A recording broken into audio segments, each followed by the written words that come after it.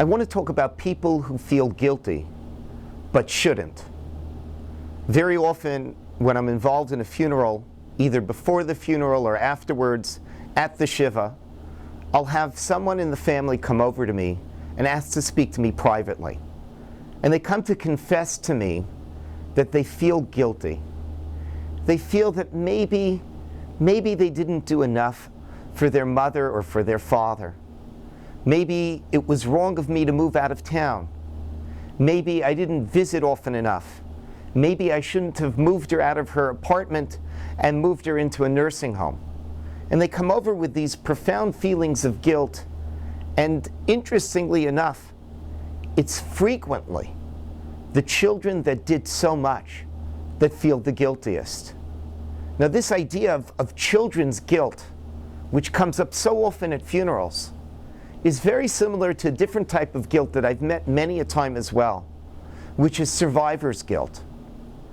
Very often, if you talk to someone who survived the Holocaust and you talk to them about siblings that didn't make it, about their parents that didn't make it, about other relatives who did not make it, you speak to them and they feel a sense of guilt. Why couldn't I save my brother?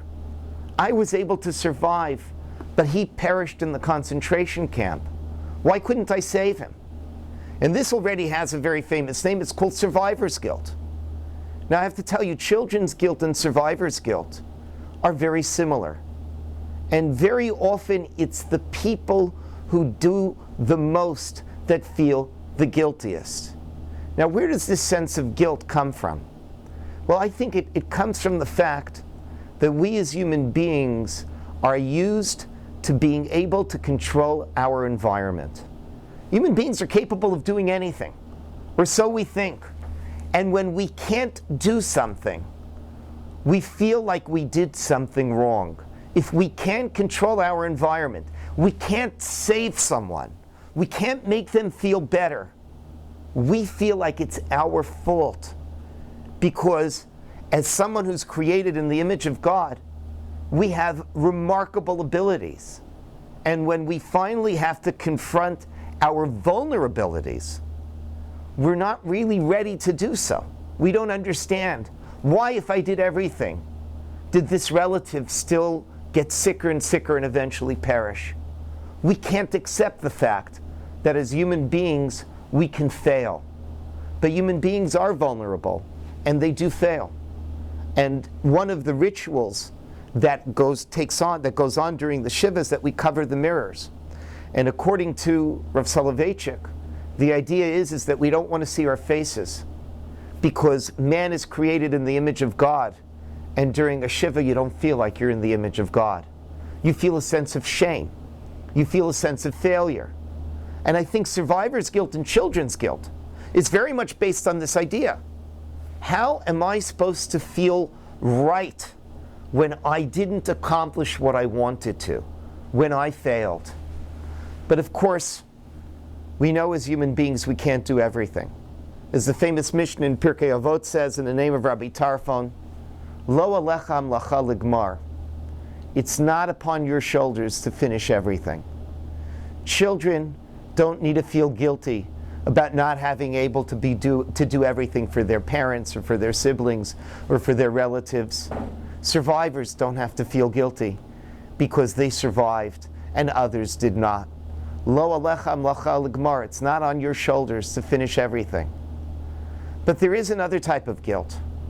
Not a guilt of shame, but a guilt of responsibility that is extremely important. In fact, if you look at the Mishnah, Rabbi Tarfon's not there to give you a free pass, to say, Lo alecha amlacha ligmar, it's not on your shoulders to complete things. He also says, V'lo ata ben charin li batel mimenu.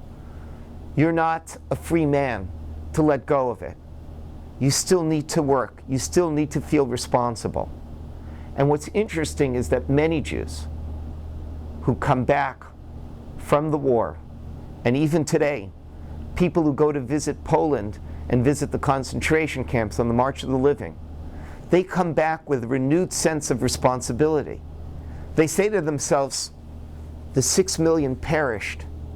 I need to do something to memorialize them. Now, Emil Fackenheim, the Jewish theologian, famously said that the 614th mitzvah is that one does not give Hitler a posthumous victory. I think that that's slightly wrong. It's not about Hitler. It's about the 6 million. And I think the 614th mitzvah should be, I am responsible to continue the legacy of the 6 million. So even though I don't need to have a sense of guilt, the guilt of shame, because it wasn't in my hands to change things, I do have a sense of guilt of responsibility.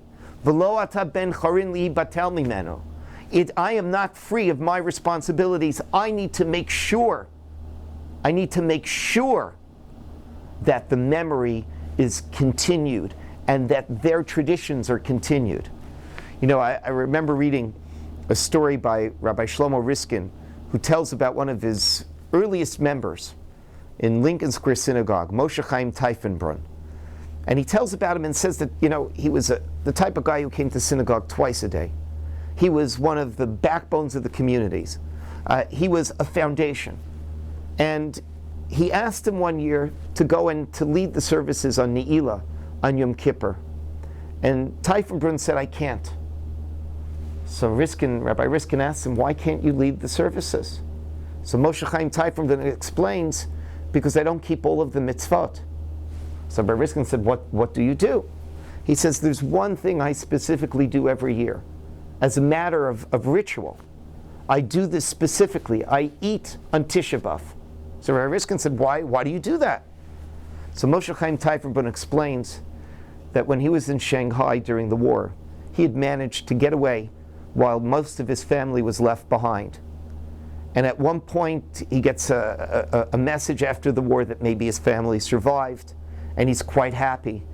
And he walks into the rabbi's house, and the rabbi has the list from the Joint Distribution Committee. And the rabbi knows that Moshe Chaim's family has been wiped out. And so he tells the rabbi, I hear my family survived. And the rabbi says, I'm sorry, I have the list. None of them lived. And Moshe Chaim Teifenbrunn is so upset. He runs out of the rabbi's house and he wants to throw his yarmulke on the floor and he wants to say, "Les din v'les dayan," there's no judge. There's no judgment in this world. He wants to let go of everything. And as he walks away, he says, if I do that, will I be insulting the memory of my family? Will I be insulting the memory of those who have perished? And so he decided that he's going to continue to be a loyal Jew because he wants to be loyal to the memory of those who perished. But he's going to be a loyal Jew who does only 612 mitzvot. He's going to let God know about his fury by doing one thing a year wrong, by eating on Tisha B'Av, because he wanted to let God know that he's still furious at God. And when I think about this story, I think it actually in many ways highlights some of the most wonderful aspects of the Jewish tradition, and in particular, some of the most wonderful aspects of the Jewish community after World War II. Most of us should be pretty angry with God, yet we continue to be loyal. We continue to be loyal to the Jewish people because we want to be loyal to the memory of the 6 million. We feel a sense of guilt, but it is guilt of responsibility.